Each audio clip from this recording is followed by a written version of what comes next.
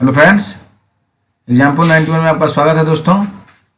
चलिए आज हम लोग सचिन सर के नोट्स में एसएसटी का सामाजिक विज्ञान का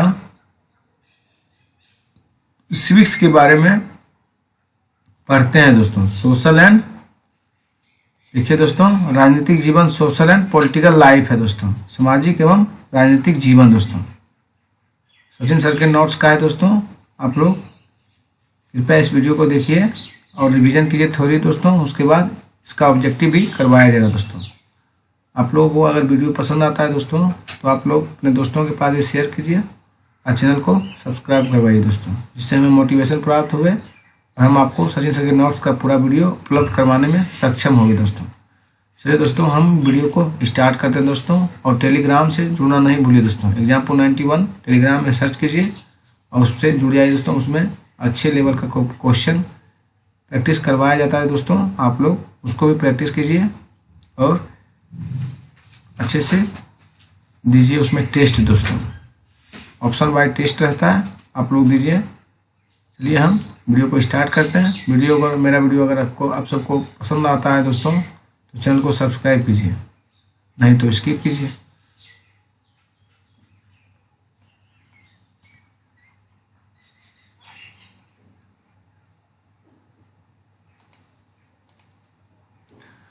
चलिए आज पढ़ेंगे हम लोग दोस्तों कोस्टा रिका। कोस्टा रिका को मध्य अमेरिका का सबसे स्वस्थ देश माना जाता है। इसका मुख्य कारण उसके संविधान में निहित है। कई वर्षों पहले कोस्टा रिका ने एक बहुत महत्वपूर्ण निर्णय लिया था कि वे देश में सेना नहीं रखेंगे। इससे उन्हें सेना पर व्यय किए जाने वाले धन को लोगों की शिक्षा, स्वास्थ्य और अन्य आधारभूत जरूरतों पर खर्च करने में मदद मिली। कोस्टा रिका की सरकार मानती है कि देश के विकास के लिए देश का स्वस्थ होना जरूरी है दोस्तों। भारतीय आयुर्विज्ञान परिषद the medical council of India का आयुर्विज्ञान नैतिक संहिता कहता है, जहां तक संभव हो प्रत्येक चिकित्सक को औषधि के जेनरिक नाम की उपचार पर्ची में लिखने चाहिए और सुनिश्चित करना चाहिए कि यह युक्ति और उपयुक्त रूप में हो। जेनरिक नाम दवाइयों के रासायनिक नाम, केमिकल नेम्स, वे दवाइयों में प्रयुक्त सामग्रियों की पहचान करने में मदद करते हैं। वे विश्व स्तर पर मान्यता प्राप्त है। उदाहरण के लिए एस्टीटाइल सैलिसिलिक एसिड एस्पिरिन का जेनरिक नाम है दोस्तों। आगे देखते हैं दोस्तों, टैक्स कर के बारे में पढ़ते हैं। सरकार कर से प्राप्त धन का उपयोग विभिन्न प्रकार की सार्वजनिक सेवाएं, पब्लिक सर्विस को मुहैया करवाने में खर्च करती है, जिससे सभी नागरिकों को फायदा होती है। प्रतिरक्षा, पुलिस, न्यायिक व्यवस्था और राजमार्ग इत्यादि कुछ सेवाओं से सभी नागरिकों को लाभ होता है। अन्यथा इन सेवाओं की व्यवस्था एवं स्वयं नागरिक नहीं कर सकते। करों से ही कुछ विकासात्मक डेवलपमेंट कार्यक्रम एवं सेवाएं उपलब्ध होती है, जैसे शिक्षा, स्वास्थ्य, रोजगार, सामाजिक कल्याण और व्यवसाय प्रशिक्षण इत्यादि, जिनसे जरूरतमंद नागरिकों को लाभ मिलते हैं। करों से प्राप्त धन का उपयोग कुछ प्राकृतिक आपदाओं, डिजास्टर्स जैसे बाढ़, भूकंप, सुनामी आदि मामले में राहत एवं पुनर्वास के लिए भी किया जाता है। आंतरिक परमाणु एवं प्रक्षेपणों, मिसाइल्स से संबंधित कार्यक्रमों को भी करों के द्वारा प्राप्त राजस्व से ही चलाया जाता है। विधानसभा, लेजिस्लेटिव असेंबली, विधानसभा के सदस्य को विधायक यानी MLA कहा जाता है। MLA member of legislative assembly का संक्षिप्त रूप है दोस्तों। हिमाचल प्रदेश की विधानसभा में विधायकों को 68 निर्वाचन क्षेत्र हैं। विधायकों के कितने निर्वाचन क्षेत्र हैं? 68 है दोस्तों। राज्य का प्रमुख राज्यपाल गवर्नर कहलाता है। उसकी नियुक्ति केंद्र सरकार द्वारा यह सुनिश्चित करने के लिए की जाती है कि राज्य सरकार संविधान के नियमों और अधिनियमों के अनुसार अपना कामकाज चलाए। चुनाव के बाद राज्यपाल मुख्यमंत्री और अन्य मंत्रियों की नियुक्ति करता है। कई बार सत्ताधारी दल किसी एक पार्टी का ना होकर कई पार्टियों से मिलकर बनता है। इसे गठबंधन यानी कोलिएशन सरकार कहते हैं दोस्तों। विधानसभा ऐसे स्थान होता है जहां सभी विधायक, चाहे वे सत्ताधारी दल रूलिंग पार्टी हो अथवा विरोधी दल ऑपोजिशन के हो, विभिन्न विषयों पर चर्चा करने के लिए एकत्रित होते हैं। विधानसभा की बहसों में विधायक अपनी राय व्यक्त कर सकते हैं, संबंधित विषय पर प्रश्न पूछे जाते हैं, ये सुझाव दे सकते हैं। इसके बाद से मंत्री प्रश्नों के उत्तर देते हैं और सदन को आश्वस्त करते हैं कि जरूरी कदम उठाए जा रहे हैं। मुख्यमंत्री तथा अन्य मंत्रियों को निर्णय लेने होते हैं। हालांकि जो भी निर्णय लिया जाता है उन्हें विधानसभा के सदस्यों द्वारा अनुमोदित किया जाना होता है। लोकतंत्र में विधानसभा सदस्य मंत्रियों व मुख्यमंत्रियों से प्रश्न पूछ सकते हैं। सरकार, गवर्नमेंट, सामान्य भाषा में सरकार शब्द से तात्पर्य शासन के विभिन्न विभागों और मंत्रियों से होता है जो उनके प्रभारी हैं। इन सबका सामूहिक प्रमुख मुख्यमंत्री होता है। सही मायने में तो यही सरकार का कार्यकारी हिस्सा यानी कार्यपालिका एक्सिक्यूटिव पार्ट कहलाता है। दूसरी तरफ सारे विधायक जो विधानसभा में एकत्रित होते हैं, विधायक स्कल्चर, विधायिका लेजिस्लेटिव कहलाते हैं। निर्वाचन क्षेत्र कॉन्स्टिट्यूएंसी, इसका तात्पर्य एक निश्चित क्षेत्र से है जहां रहने वाले सब मतदाता अपना प्रतिनिधि रिप्रेजेंटेटिव चुनते हैं। उदाहरण के लिए यह कोई पंचायत का वार्ड या वह क्षेत्र हो सकता है जो विधानसभा सदस्य चुनता है। सीमाओं द्वीप प्रशांत महासागर के दक्षिण में स्थित छोटे छोटे द्वीपों के समूह का एक भाग है। सीमाओं द्वीप प्रशांत महासागर के दक्षिण में स्थित छोटे छोटे द्वीपों के समूह का एक भाग है। हरियाणा और तमिलनाडु की महिलाएं जिनका सर्वेक्षण किया गया घर के अंदर व बाहर दोनों जगह काम करती है। इसे प्राय महिलाओं के काम के दोहरे बोझ के रूप में जाना जाता है। पूरे देश के कई गांवों में शासन आंगनबाड़ियों और बालवाड़ियों खोली है। शासन में एक कानून बनाया है जिसके तहत यदि किसी संस्था में महिला कर्मचारी की संख्या 30 से अधिक है तो उसे वैधानिक रूप से बालवाड़ी क्रेश की सुविधा देनी होगी। महिलाओं के कार्य, भारत में 83.6% महिलाओं खेतों में काम करती है। उनके काम में पौधे रोपना, खरपतवार निकालना, फसल काटना और कुटाई करना शामिल है। रेल का इंजन आदमी का चलाते हैं। रेल का इंजन कौन चलाते हैं दोस्तों? आदमी। पर झारखंड में एक गरीब आदिवासी परिवार की 27 वर्षीय महिला लक्ष्मी लाकरा ने इस धारा का रुख बदल दिया।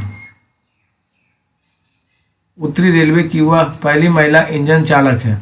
रमाबाई 1858 से 1922 में महिला शिक्षक की ये योद्धा स्वयं कभी स्कूल नहीं गई, पर अपने माता पिता से उन्होंने पढ़ना लिखना सीख लिया। उन्हें पंडिता की उपाधि यानी टाइटल दी गई क्योंकि वे संस्कृत पढ़ना लिखना जानती थी, जो उस समय की औरतों के लिए बहुत बड़ी उपलब्धि थी।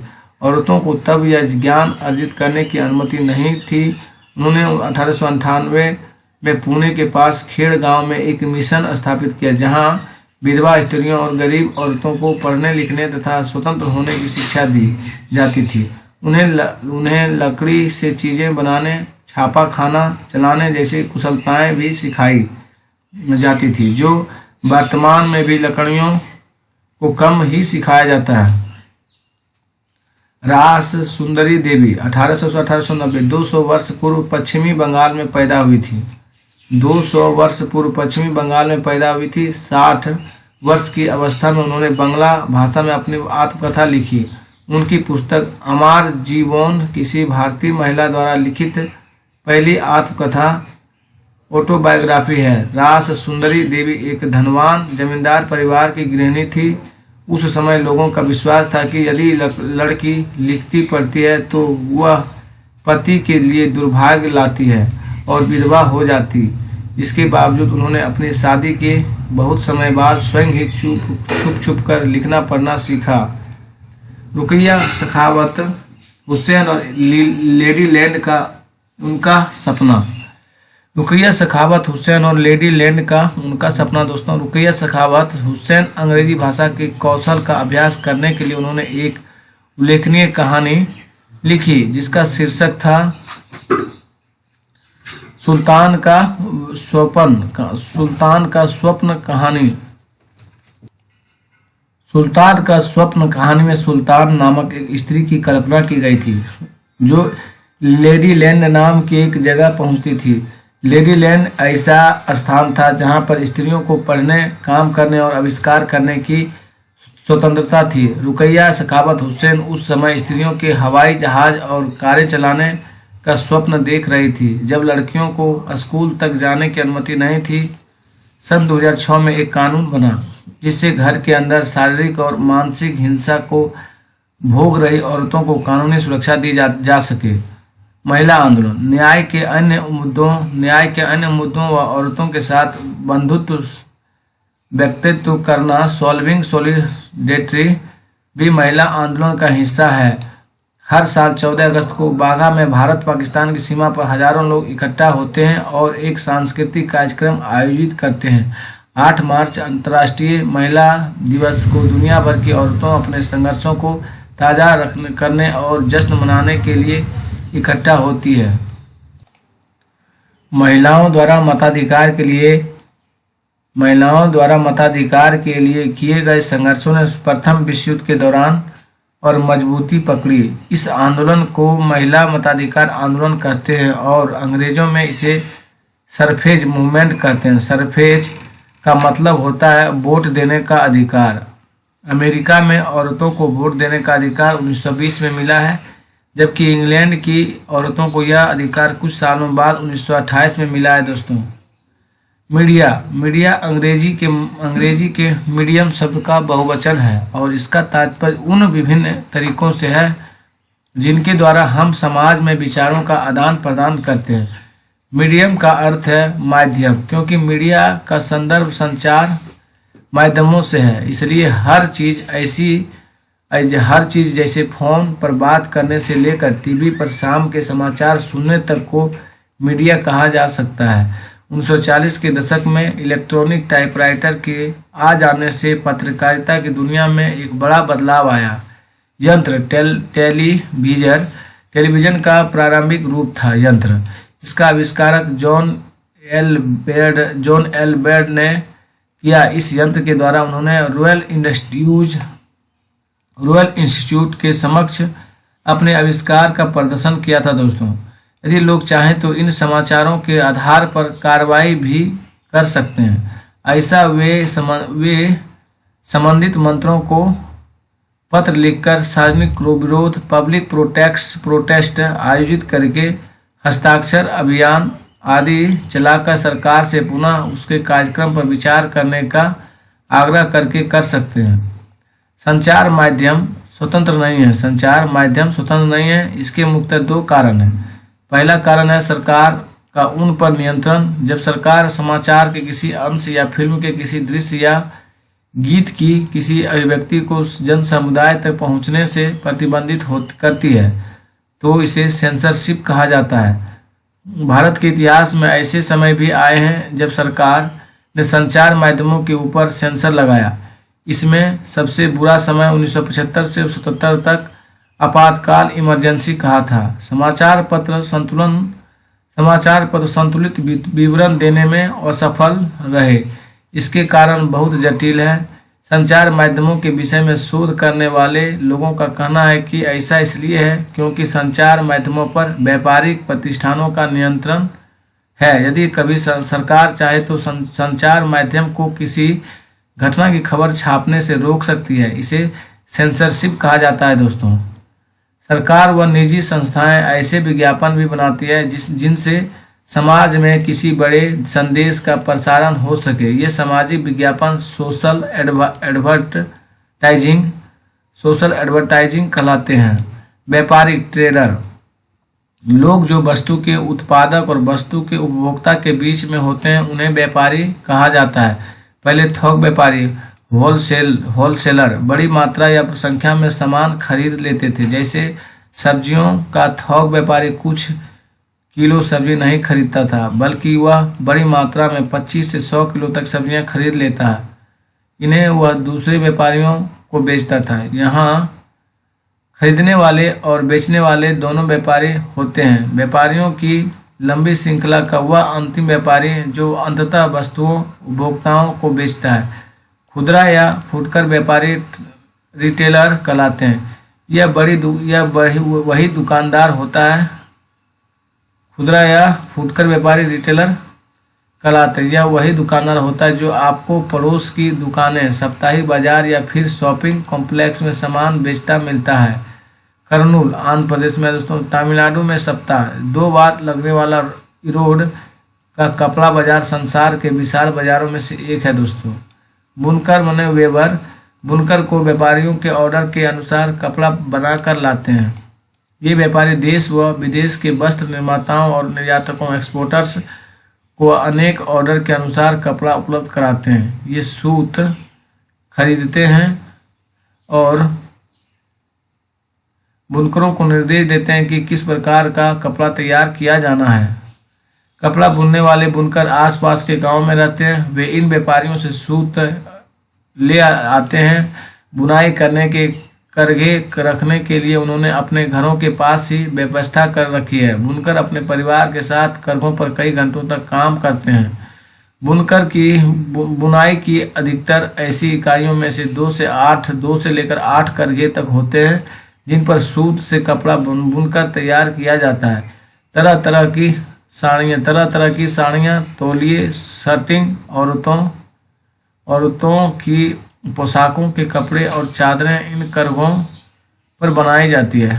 तीसरा, बुनकर तैयार किए हुए कपड़ों को शहर में व्यापारी के पास ले आते हैं और व्यापारी यह हिसाब रखता है कि उन्हें कितना सूत दिया गया था और बुने हुए कपड़ों का भुगतान पेमेंट उन्हें कर देता है। दादन व्यवस्था, पुटिंग आउट सिस्टम, व्यापारी और बुनकरों के बीच की यह व्यवस्था दादन व्यवस्था का एक उदाहरण है। जहां व्यापारी कच्चा माल देता है और उसे तैयार माल प्राप्त होता है। भारत के अनेक क्षेत्रों में कपड़ा बुनाई के उद्योग में यह व्यवस्था प्रचलित है दोस्तों। व्यवसाय या व्यापारियों की स्थिति बीच की है। बुनकरों की तुलना में उनकी कमाई अधिक हुई है लेकिन निर्यातक की कमाई से बहुत कम। ददन व्यवस्था में व्यापारी बुनकरों को बहुत कम पैसा देता है। जिनिंग मिल व फैक्ट्री जहां रुई के गोले से बीज अलग किए जाते हैं, जहां पर रुई कॉटन को दबाकर गठकर भी बनाए जाते हैं जो धागा बनाने के लिए भेज दिए जाते हैं। इम्पैक्ट गारमेंट फैक्ट्री में 70 कामगार हैं। इनमें से अधिकांश महिलाएं हैं। इनमें से अधिकतर कामगारों को अस्थायी रूप से काम पर लगाया गया है। भारत में यह एक वास्तविकता है कि जो गरीब हैं सामान्यतः दलित और आदिवासी और मुस्लिम समुदाय के हैं और इनमें से भी विशेषतः महिलाएं हैं। 2011 की जनगणना कॉन्सियस के आंकड़े बताते हैं कि हमारी जनसंख्या में 48.5% महिलाएं हैं, जो 24.2% मुसलमान हैं और 16.6% दलित हैं और 8.6% आदिवासी हैं दोस्तों।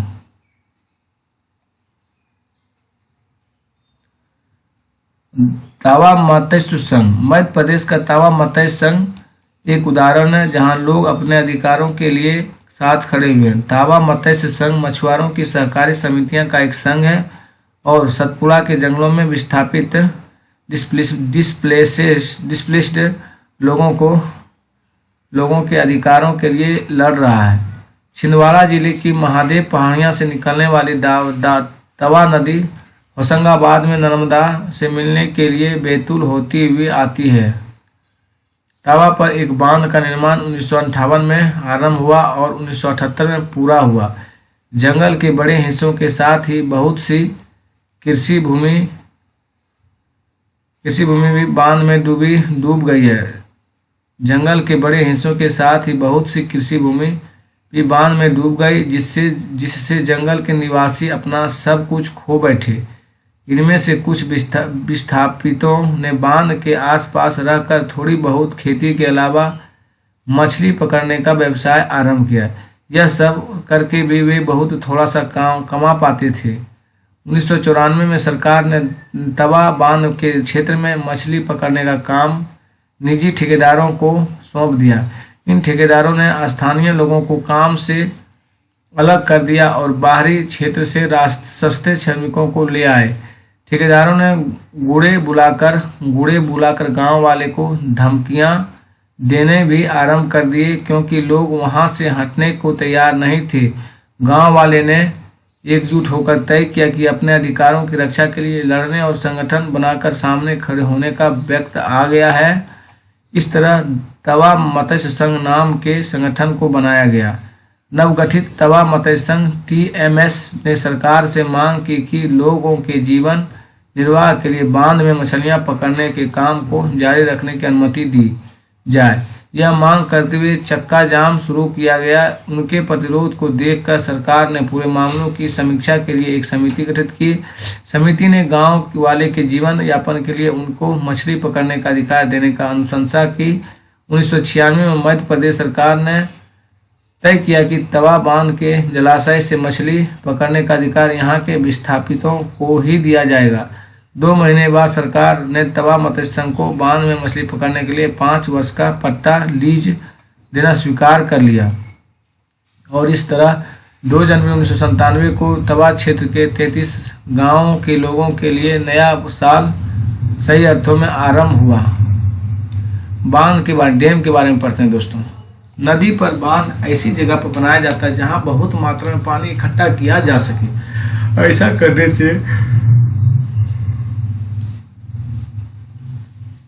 ऐसा करने से एक जलाशय बन जाता है और जैसे से उसमें पानी भरता है जमीन का एक बड़ा क्षेत्र उसमें डूब जाता है। ऐसा इसलिए होता है क्योंकि नदी पर बनाए गए बांध की दीवारें ऊंची होती है और उससे रुका हुआ पानी एक बड़े इलाके में फैल जाता है।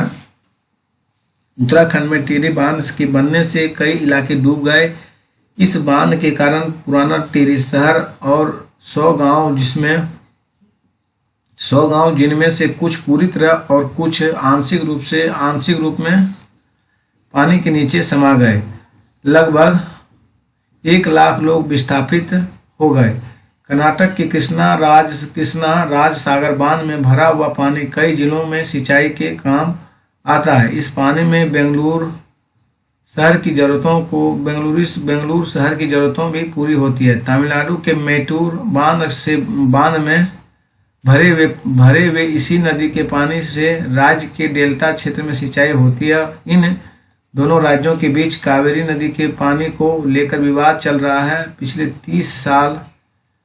30 सालों से 2 राज्यों के बीच विवाद का मुद्दा रहने के बावजूद कावेरी शांत भाव से बहती रहती है। कर्नाटक का कृष्णा राज सागर बांध कावेरी नदी के ऊपरी छोर यानी अपर इंड पर है और तमिलनाडु का मेटूर बांध नदी के निचले छोर लोअर इंड पर है। समता का मूल्य लोकतंत्र के केंद्र में। समता का मूल्य कहाँ से दोस्तों? लोकतंत्र के केंद्र में। 2001 में लखनऊ में 1500 से ज्यादा लोग मछलियों के खिलाफ 2001 में लखनऊ में 1500 से ज्यादा लोग महिलाओं के खिलाफ हिंसा का विरोध करने के लिए एक जन सुनवाई में इकट्ठा हुए।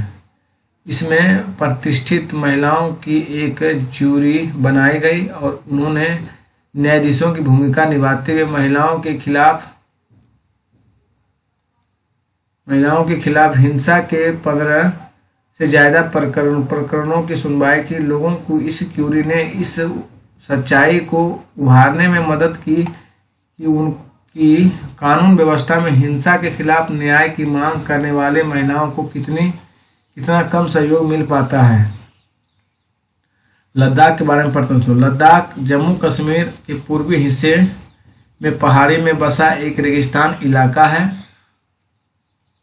जहां पर बहुत ही कम खेती संभव है क्योंकि इस क्षेत्र में बारिश बिल्कुल नहीं होती और यह इलाका हर वर्ष काफी लंबे समय तक बर्फ से ढका रहता है। यहाँ के लोग एक खास किस्म की बकरी पालते हैं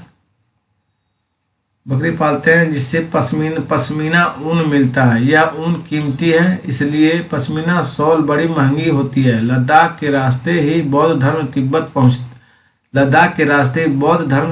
पहुंचा। लद्दाख को छोटा तिब्बत भी कहते हैं। केरल भारत के दक्षिण पश्चिमी कोनों में बसा हुआ है। केरल भारत के दक्षिण पश्चिमी कोनों में बसा हुआ राज्य है। यह एक तरफ समुद्र से घिरा हुआ है और दूसरी तरफ पहाड़ियों से। इन पहाड़ियों पर विविध प्रकार के मसाले जैसे काली मिर्च, पेपर, लौंग, इलायची, कार्डेमोस और क्लोव्स आदि उगाए जाते हैं दोस्तों। इन मसालों के कारण यह क्षेत्र व्यापारियों के लिए बहुत ही आकर्षक बना है। सबसे पहले अरबी एवं यहूदी व्यापारी केरल आए। ऐसा माना जाता है कि ईसा मसीह के धर्म दूत संत थॉमस लगभग 2000 साल पहले यहाँ आए। भारत में ईसाई धर्म लाने का श्रेय उन्हीं को जाता है। जवाहरलाल नेहरू ने अपनी किताब भारत की खोज में लिखा कि भारतीय एकता कोई बाहर से थोपी हुई चीज नहीं है, बल्कि यह बहुत ही गहरी है, जिससे अंदर अलग अलग तरह के विश्वास और प्रथाओं को स्वीकार करने की भावना है। इसमें विविधता को पहचानना और प्रोत्साहित किया जाता है। यह नेहरू ही थे जिन्होंने भारत की विविधता का वर्णन करते हुए अनेकता में एकता का विचार हमें दिया। रविन्द्रनाथ टैगोर द्वारा रचित हमारा राष्ट्रगान भी भारतीय एकता की ही एक अभिव्यक्ति है। संसार में 8 मुख्य धर्म हैं। भारत में उन 8 धर्मों के अनुयायी यानी मानने वाले रहते हैं। यहाँ 1600 से ज़्यादा भाषाएं बोली जाती हैं, जो लोगों की मातृभाषाएं हैं। जिन बच्चों को पहले विकलांग डिसेबल्ड कहा जाता था, इस शब्द को बदलकर आज उनके लिए जो शब्द प्रयोग किए जाते हैं वह है खास ज़रूरतों वाले बच्चे, चिल्ड्रन विथ स्पेशल नीड्स। जब हम सभी लोगों को एक ही छवि में बांध देते हैं या उनके बारे में पक्की धारणा बना लेते हैं तो उसे रूढ़िबद्ध स्टेरियोटाइप्स धारणा कहते हैं। राजतंत्रीय सरकार मोनोरची उसे कहते हैं जिसमें राजा या रानी के पास निर्णय लेने और सरकार चलाने की शक्ति होती है। 1931 में यंग इंडिया पत्रिका में लिखते हुए गांधी जी ने कहा था, मैं यह विचार सहन नहीं कर सकता कि जिस आदमी के पास संपत्ति है वह वोट दे सकता है, लेकिन वह आदमी जिसके पास चरित्र है और संपत्ति या शिक्षा नहीं है वह वोट नहीं दे सकता। या जो दिन भर अपना पसीना बहाकर ईमानदारी से काम करता है वह वोट नहीं दे सकता, क्योंकि उसने गरीब आदमी होने का गुनाह किया है। ग्राम पंचायत के बारे में पढ़ते हैं, चलिए।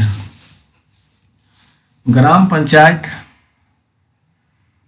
कई वार्ड छोटे क्षेत्रों में बंटी हुई होती है। प्रत्येक वार्ड अपना एक प्रतिनिधि चुनता है जो वार्ड पंच के नाम से जाना जाता है। इसके साथ पंचायतन क्षेत्र के लोग मिलकर सरपंच को चुनते हैं, जो पंचायत का मुखिया होता है, और वार्ड पंच और सरपंच मिलकर ग्राम पंचायत का गठन 5 साल के लिए करते हैं। ग्राम पंचायत का एक सचिव सेक्रेटरी होता है, जो ग्राम सभा का भी सचिव होता है। सचिव का चुनाव नहीं होता, उसकी सरकार द्वारा नियुक्त की जाती है। सचिव का काम है ग्राम सभा एवं ग्राम पंचायत की बैठक बुलाना और जो भी चर्चा एवं निर्णय हुए हो उनका रिकॉर्ड करना। ग्राम पंचायत पूरे गांव के हित में निष्पक्ष रूप से काम कर सके, इसमें ग्राम सभा की महत्वपूर्ण भूमिका है दोस्तों।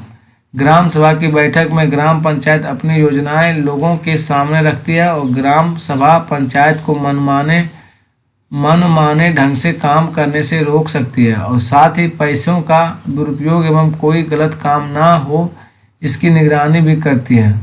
ग्राम पंचायत के काम सड़कों, नालियों, स्कूलों और भवनों, पानी के स्रोतों और अन्य सार्वजनिक उपयोगों के भवनों का निर्माण, रखरखाव, स्थानीय कर टैक्स लगाना और इकट्ठा करना, गांव के लोगों को रोजगार देने संबंधी सरकारी योजनाएं लागू करना है दोस्तों। ग्राम पंचायत की आमदनी के स्रोत घरों एवं बाजारों पर लगाए जाने वाले कर से मिलने वाली राशि, विभिन्न सरकारी विभागों द्वारा चलाई गई योजनाओं की राशि जो जनपद एवं जिला पंचायत द्वारा आती है, समुदाय के काम के लिए मिलने वाले दान।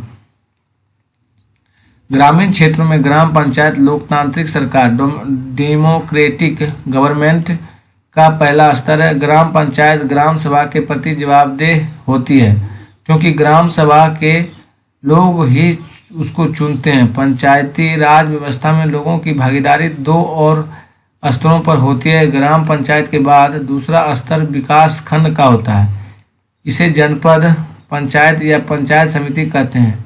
एक पंचायत समिति में कई ग्राम पंचायतें होती है। पंचायत समिति के ऊपर की जिला पंचायत या जिला परिषद होती है। यह तीसरा स्तर होता है। जिला परिषद एक जिले के स्तर पर विकास की योजनाएं बनाती है। पटवारी दोस्तों, जमीन को नापना और उसका रिकॉर्ड करना पटवारी का मुख्य काम होता है। अलग अलग राज्यों में इसको अलग अलग नाम से जाना जाता है। कहीं पटवारी नहीं, कहीं पटवारी तो कहीं लेखपाल, कहीं कर्मचारी तो कहीं ग्रामीण अधिकारी तो कहीं कानूनगो कहते हैं। पटवारियों के पास खेत नापने के अलग अलग तरीके होते हैं। कई जगहों पर वह एक लंबी लोहे की जंजीर का इस्तेमाल करते हैं। इसे जरीब कहते हैं।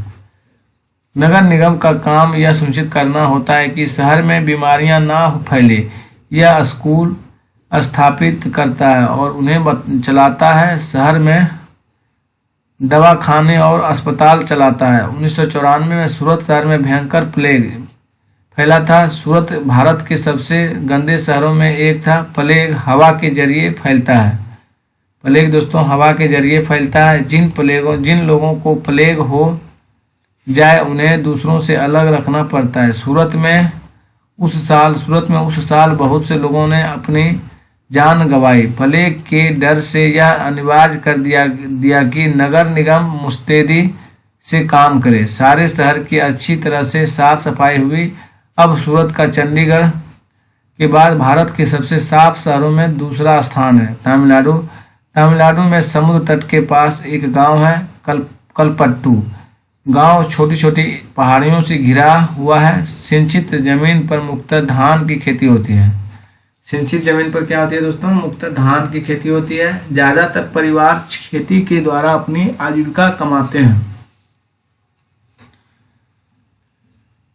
परिवार खेती के लिए आजीविका कमाते हैं। यहाँ आम और नारियल के काफी बाग हैं।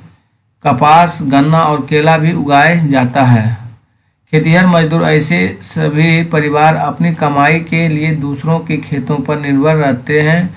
इनमें से कई भूमिहीन होते हैं और बहुतों से के पास जमीन के छोटे छोटे टुकड़े होते हैं। खिजामी यह नागालैंड के फेके जिले में एक गांव है, जहां के रहने वाले लोग चखेसंग समुदाय के हैं। वे सीढ़ीनुमा खेती करते हैं। एक बार फिर से देखते हैं दोस्तों।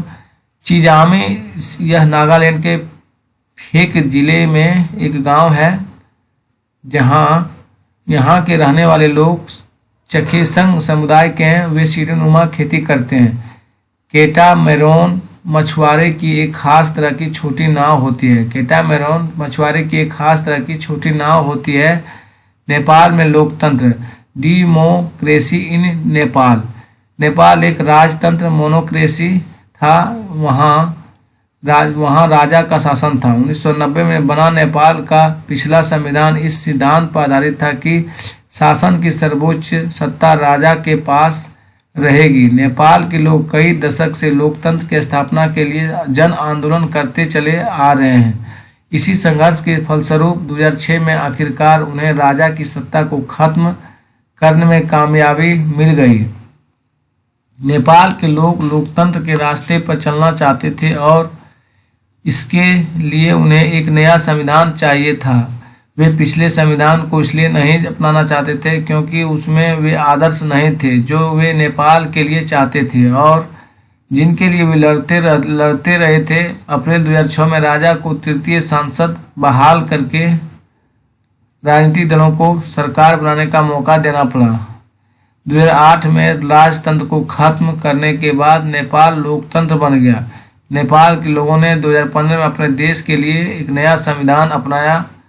अल्पसंख्यकों पर बहुसंख्यकों का निरंकुशता ऑटोक्रेसी या दबदबे पर प्रतिबंध लगाना भी संविधान का महत्वपूर्ण कार्य है।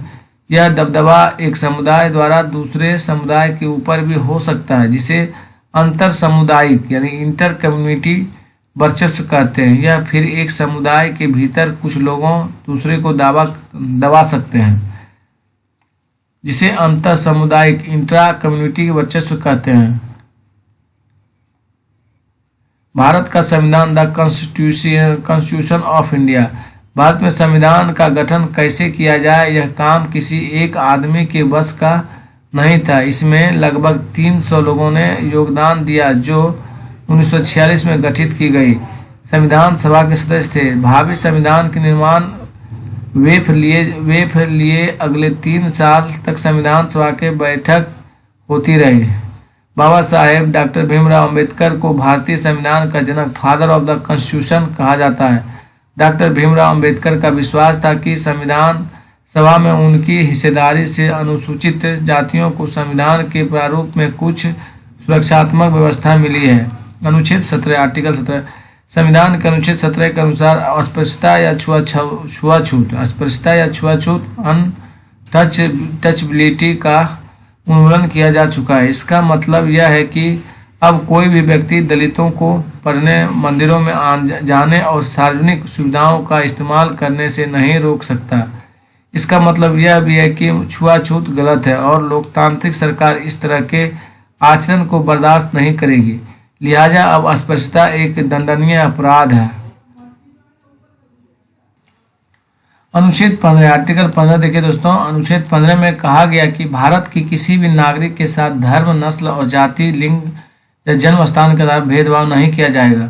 आर्टिकल 21 देखिए दोस्तों, संविधान के अनुच्छेद 21 की व्याख्या करने के बाद यह कहा गया कि जीवन के अधिकार में भोजन का अधिकार भी शामिल है।